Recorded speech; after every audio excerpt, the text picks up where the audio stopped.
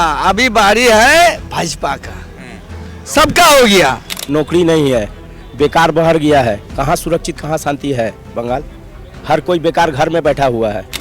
हमारा जो ये सरकार है इधर के नौकरी नहीं मिलता है, इधर नौकरी के लिए पैसा लगता है। ममता बनर्जी का सरकार बोले तो एकदम खराब सरकार है और मतलब आदमी को जो शांति से रहने देगा वो तो है नहीं। झूठ मूठ बात से ही वो लोग उधर वो लोग रोड ब्लॉक कर देता है, दंगा कर देता है, रोड में बंद करके आगुन लगा देता है। क्या है ये क्या जंगल राज है? ये क्या पाकिस्तान है? ये क्या बांग्लादेश है? ये क्या है इधर? पहले कांग्रेस थे, तब सीपीएम आया है, हम लोग तृणमूल को वोट दिया है, लेकिन देखता है भाजपा को आने वाला है। मैं ममता बनर्जी से बात करना चाहता हूँ, जो इधर के हिंदू के लिए अलग आइन है और मुस्लिम के लिए अलग आइन है। 4 साल से लेके 90 साल तक महिलाओं का रेप हर न्यूज़पेपर में देखो, टीवी में देखो, जहाँ देखो रेप हो रहा है। बाबरी मस्जिद के लिए बाबरी रैली कर रहे हैं, हमारा राम यात्रा के लिए रामनवमी का पत्थर फेंकता है, नहीं परमिशन देता है उधर। कुछ दिन पहले हमने देखा कि एक बच्चा था जो सद जन्मा हुआ है, उसको मिथ है, लेकिन जो कुकुर है, रास्ता का डॉग है, वो उस बच्चा का जो डेड बॉडी है उसको खुबला के खा रहा है। देखिए, पश्चिम बंगाल के तारकेश्वर विधानसभा क्षेत्र में इस वक्त हम मौजूद हैं और ये तारकेश्वर विधानसभा का एक बाजार है जहां पे रेलवे फाटक भी है और यहाँ पे कई चाय की दुकान है। तो यहाँ पे लोगों से हम बातचीत करेंगे, समझने की कोशिश करेंगे कि तारकेश्वर विधानसभा में मुद्दे क्या हैं, ममता बनर्जी की सरकार जो काम की है उसके रिपोर्ट कार्ड जो तैयार जनता ने किया है वो किस तरह का रिपोर्ट कार्ड तैयार किया है।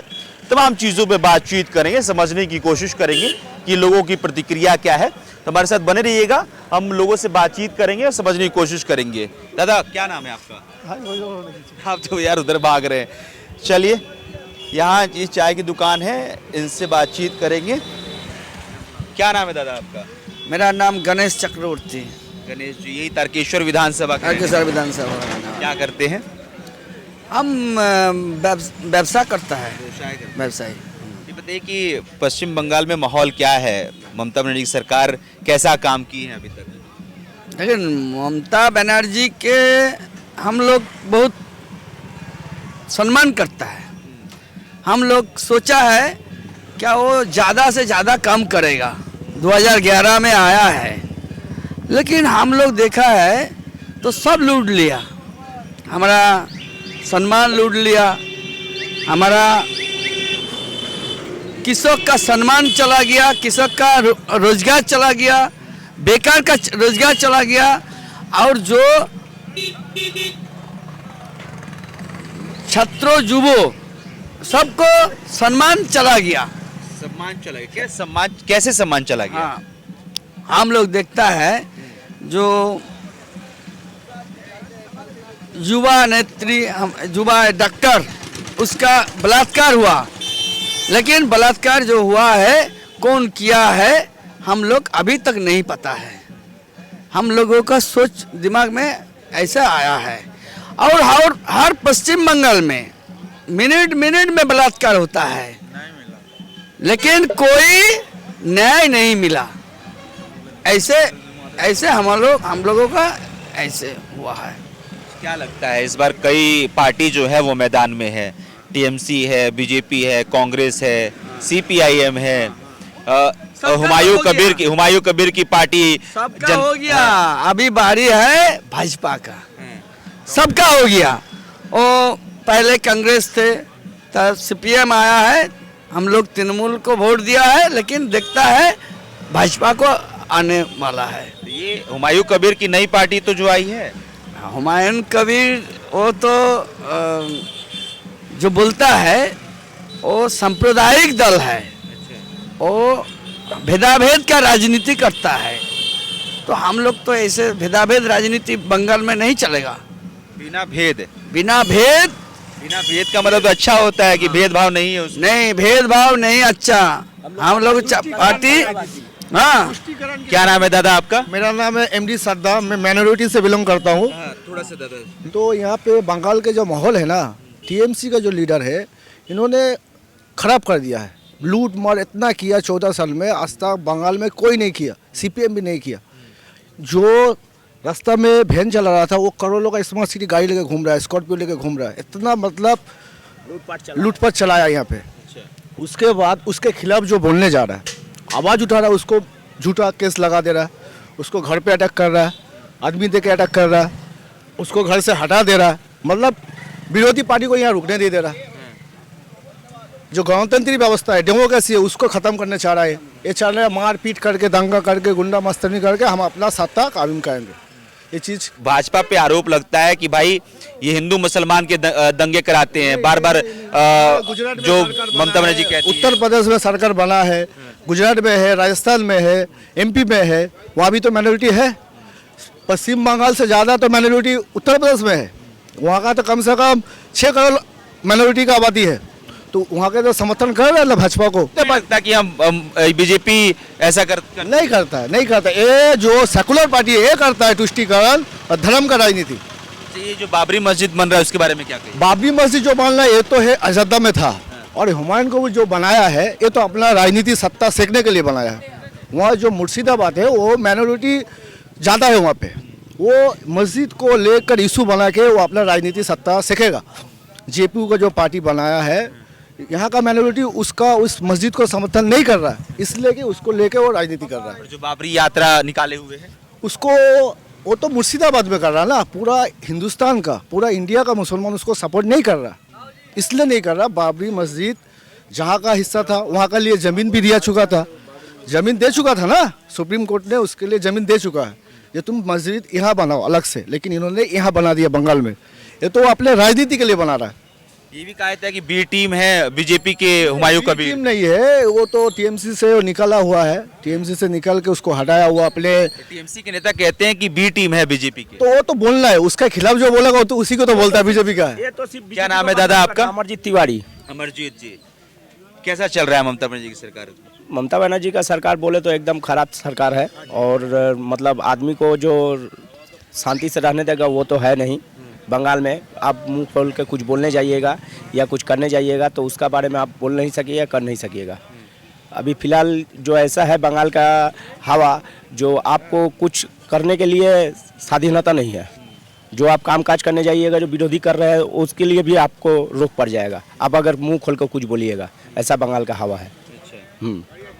ये तो कहती है कि हमने बंगाल को बहुत सुरक्षित शांत रखा हुआ है। कुछ सुरक्षित नहीं है, कुछ शांत नहीं है। कुछ भी करने जाओ तो 2 किलोमीटर आगे से बैरिकेड लगा के घेर देती है। तो कहाँ सुरक्षित है, कहाँ शांत है बंगाल?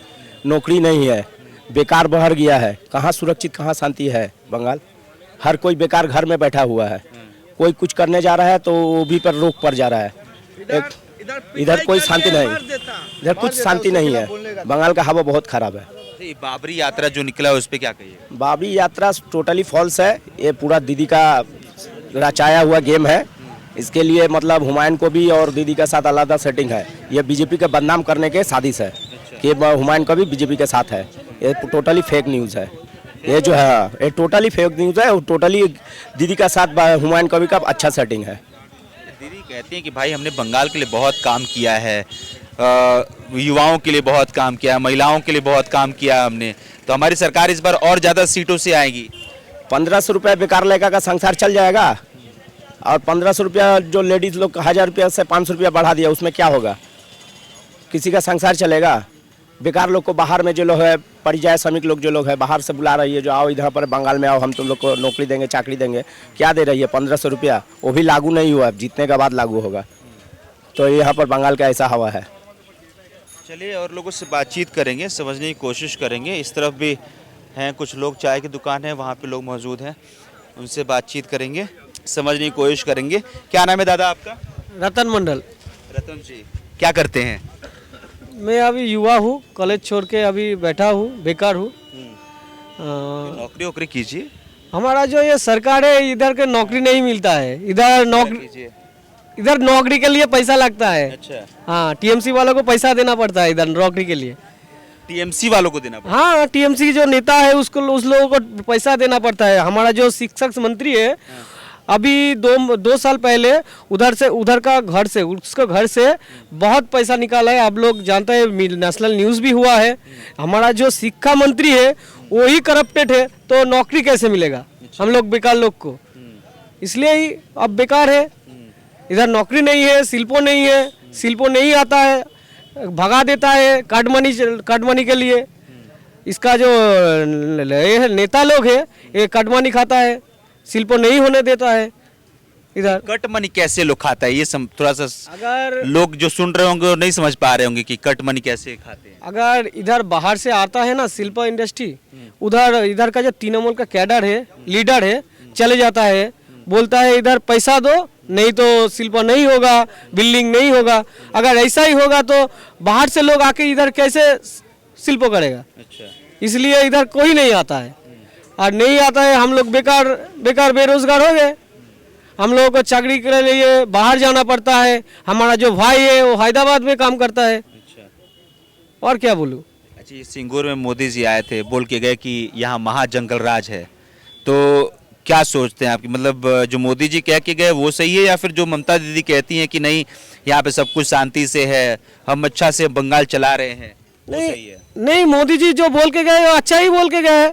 आपने देखा है कुछ दिन पहले जो हमारा मुशीराबाद है उधर एक दंगा हुआ था, उधर का पड़ोस का ही आदमी आके, संख्यालघु आदमी एक हिंदू लोग को आके घर से निकल के काट दिया है। क्या है? कुछ नहीं करता है पुलिस प्रशासन।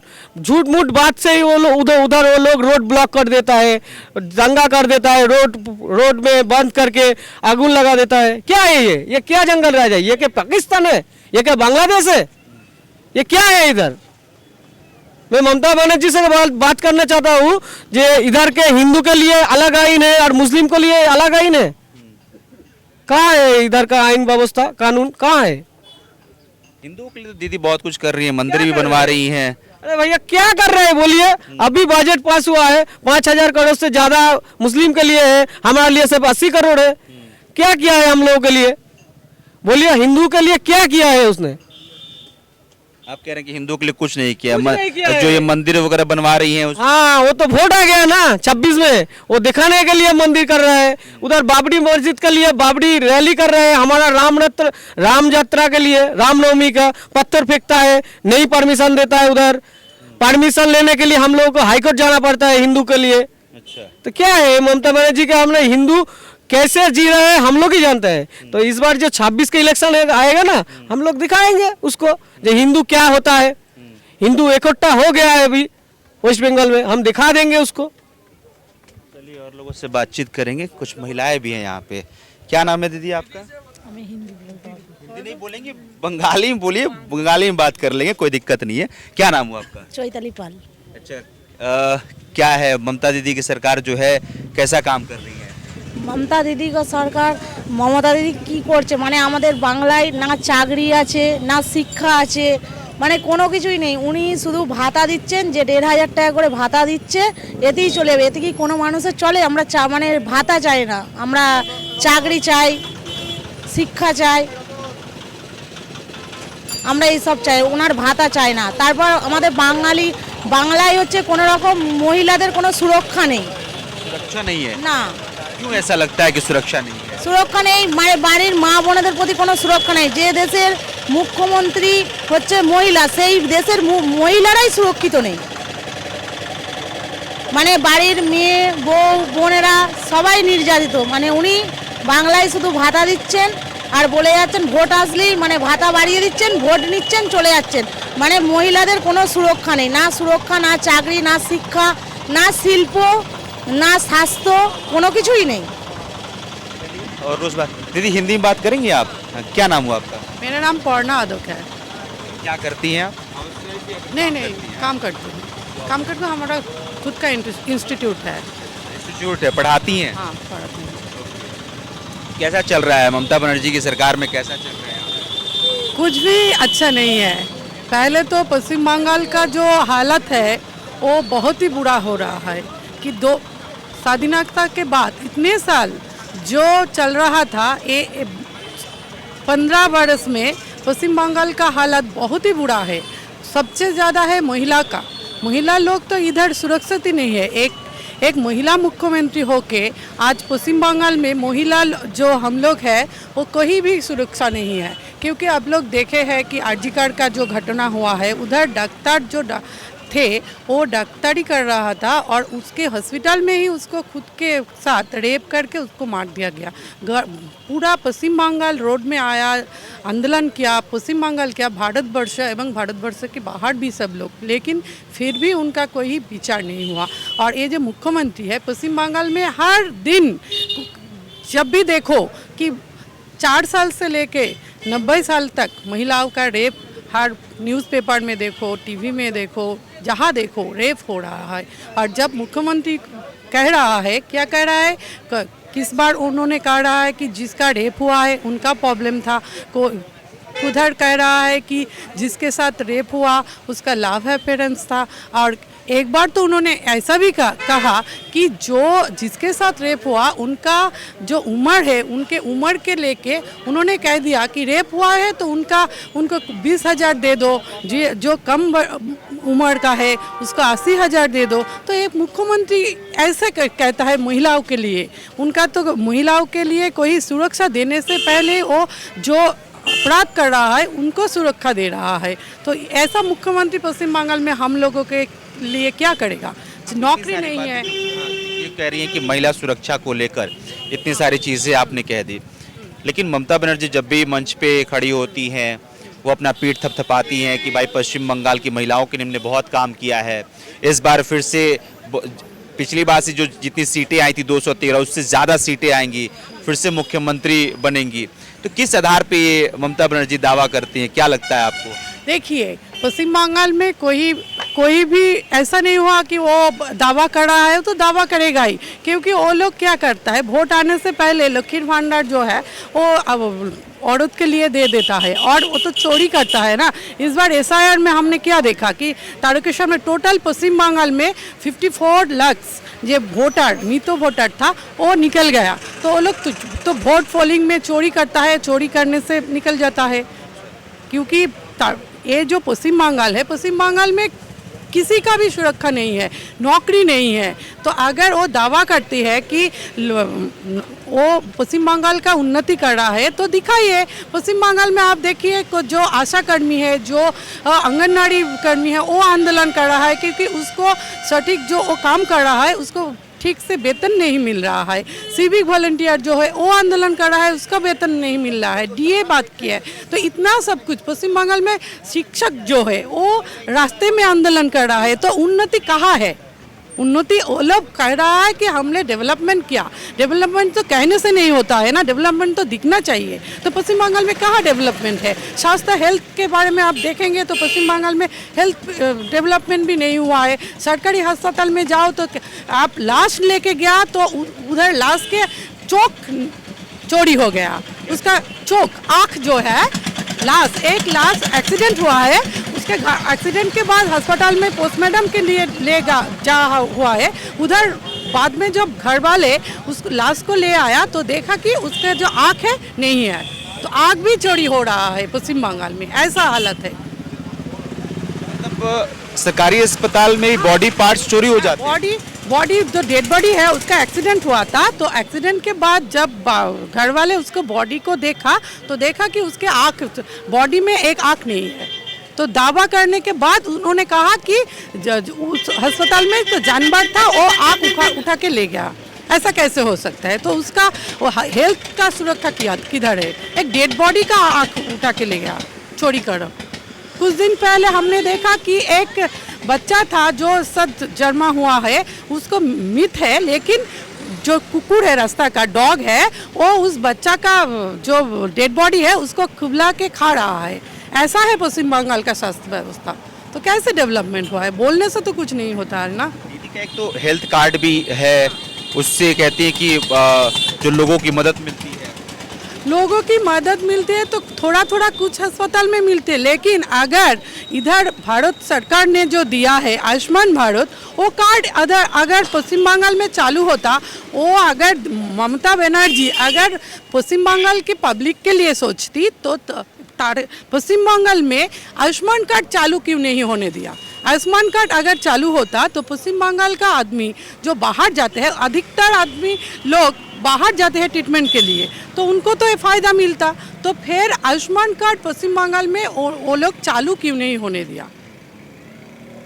क्योंकि पब्लिक के बारे में वो सोचती तो ऐसा ही होता ना कि पब्लिक जिसके प्रधानमंत्री दे या मुख्यमंत्री दे, हम लोगों को चाहिए फैसिलिटी, तो ये फैसिलिटी वो रोक के क्यों रखा है? उनका डर है कि अगर ये फैसिलिटी पब्लिक को मिल जाए, पब्लिक जान जाए कि ये बीजेपी सरकार या भारत सरकार दे रहा है, तो उनका गदी टगमगा जाएगा। जो वो झूठ बोल के पश्चिम बंगाल में काम कर रहा है, जो मोदी जी देता है, हमारा देश का प्रधानमंत्री जो फैसिलिटी दे रहा है, वो इधर का जो सरकार है, ममता बनर्जी का सरकार, वो खुद के नाम पे चला रहा है कि इधर जो मोदी जी ने पानी दिया है, वो बोलता है कि हम लोग दिया है। घर जो आवास योजना का जो घर मिला है, वो लोग कहता है कि हमने दिया है। ऐसे करके पब्लिक को गलत सोच के रखा है। अच्छा, ये बताइए, SIR को लेके काफ़ी ममता बनर्जी सुप्रीम कोर्ट भी गई, लगातार कहती हैं कि SIR की वजह से मौत हो रही है। इस पे क्या आपकी राय है कि आपके आसपास भी ऐसा कुछ हुआ है कि मौत हुई है, या फिर क्या लगता है ममता बनर्जी क्यों इस तरह कर रहा है? देखिए, पश्चिम बंगाल में तो सिर्फ पश्चिम बंगाल में SIR नहीं हुआ है, पश्चिम बंगाल से बाहर भी बहुत राज्य में 12 राज्य में SIR हुआ है, कभी कहाँ भी ऐसा नहीं हुआ है। लेकिन पश्चिम बंगाल में SIR को लेके ये जो सरकार है, वो सब पब्लिक के अंदर डर घुसा रहा है। वो कहता है SIR आने से पहले ही जिस राज्य का मुख्यमंत्री कहता है कि मैं SIR नहीं होने दूंगा, SIR होने से मेरे डेड बॉडी के ऊपर से SIR होना पड़ेगा, मुझे मार के SIR होना पड़ेगा, तो ऐसा कैसे हो सकता है? SIR तो निर्वाचन कमीशन हर राज्य में कर रहा है, तो पश्चिम बंगाल में क्यों नहीं होगा? ये जो डर है वो SIR के वजह से नहीं है, इस सरकार ने पब्लिक के अंदर डर घुसा दिया।